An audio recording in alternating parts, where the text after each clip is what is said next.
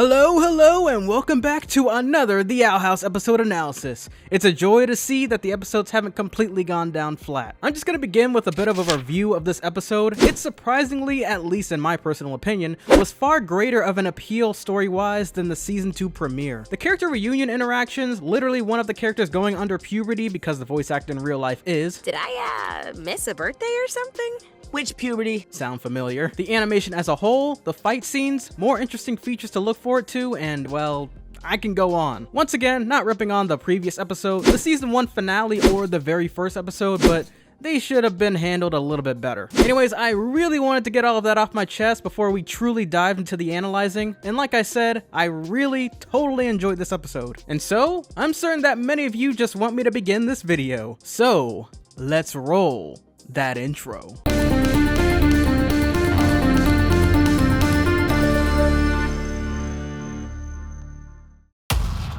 Within this episode, we're finally presented with the parents of Amity Blights, the princess perfect daughter we were expecting to have overly domineering parents, especially the mother. She has some serious issues. Anyhow, the beginning also shows us the type of business that they own as a family, which ended up being on the market home security weapons using abominations as well as other specialty inventions. The wife is an oracle, which potentially means that she has the powers to foresee future events, while the husband is apparently well known for his abomination magic, or at least that's what the gullible audience is supposed to believe. Going further into the episode, he doesn't seem to be legitimately creating abominations through magical abilities, but instead by inventing false imitations.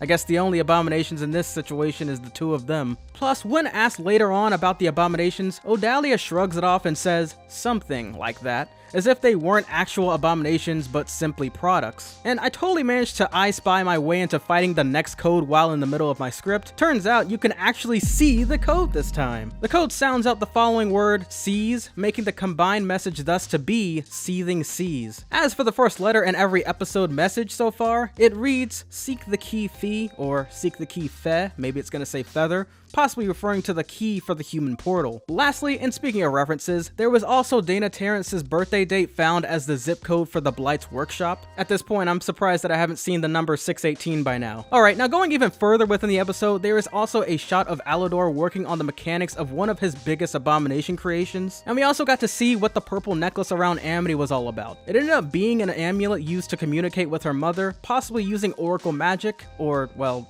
I'm not really too certain what it is. It's possible that this is similar to the same gem-looking item on Ida, since she is well known for being capable of using all forms of magic. And perhaps that would explain as to why whenever the curse got the best of her, that too would fade out and blacken. During the presentation showing off their boringly bland abomination mimics, Amity easily demolishes one in order to save a picture she had with Luce and the gang. And realizing that her daughter is...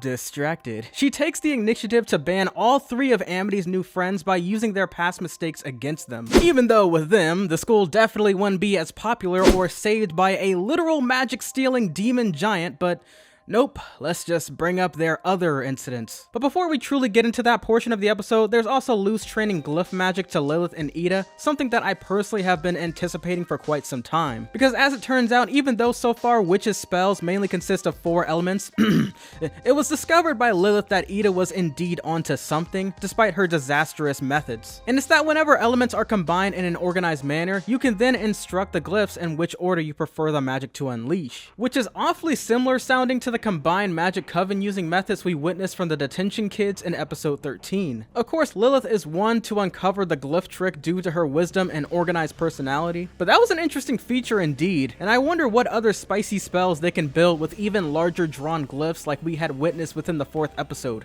Still my favorite episode, by the way. Now that I've officially gotten that out of the way, let's look back at how Amity's parents are doing. It's time. Actually, I'm appalled that you're not...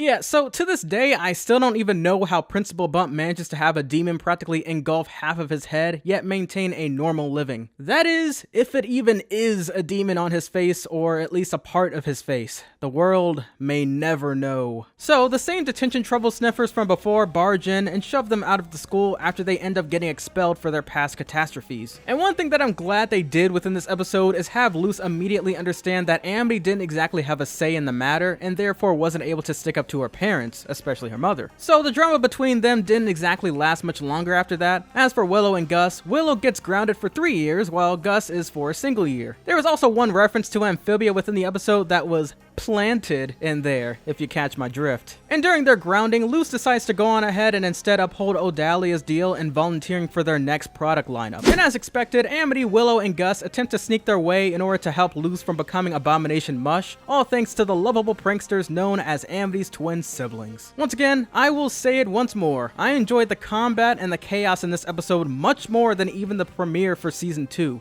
And the same can be said about the animation as a whole, especially once Amity comes in to rescue in Luce's defense. So in the end, Odalia is forced to make a deal with Amity about leaving her and her friends alone, or else she has no choice but to lose her business profits, to which she nearly backs down on until her husband reminds her of Blights always keeping their end of the bargain, and since Amity clearly is becoming stronger. Strong enough to one day become a coven head, something that they both seem to be planning ahead for in the future, possibly in order to compensate for how truly inconsistent and low level they truly are. Given how her oracle magic seems to be rather limited, and Alador on the other hand doesn't seem to actually be a real life abomination magic user. The biggest reveal towards the very end is of Emperor Bello sending his golden retriever, his golden guard, over to the Blights so that he may inform them that all of their abominations, or abomatrons, will be purchased in full and studied heavily. Apparently due to his essential concern in powerful weaponry being built in a privately owned business, and plus I'm sure that he's aware of his incredibly inadequate guards. You let the human escape,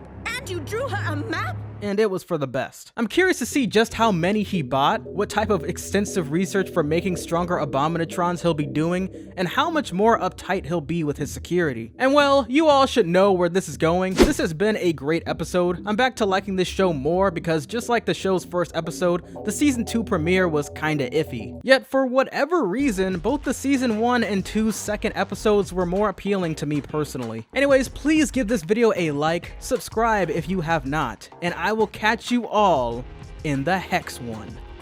Peace!